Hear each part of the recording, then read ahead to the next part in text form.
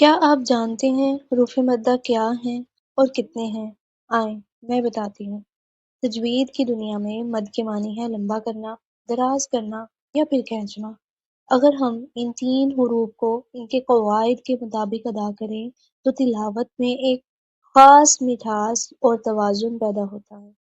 حروف مدہ کل 3 ہیں۔ ان کی مقدار 2 حرکات یا ایک الف کے برابر ہوتی ہے یا پھر 2 سیکنڈ۔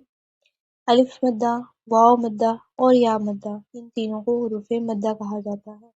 الف مدہ کب ہوگا؟ جب خالی الف سے پہلے زبر ہو تب، جیسے قالا، قالا، قاف کے ساتھ الف خالی ہے تو ہم اس کو 2 حرکات لمبا کریں گے، قالا، اس طرح۔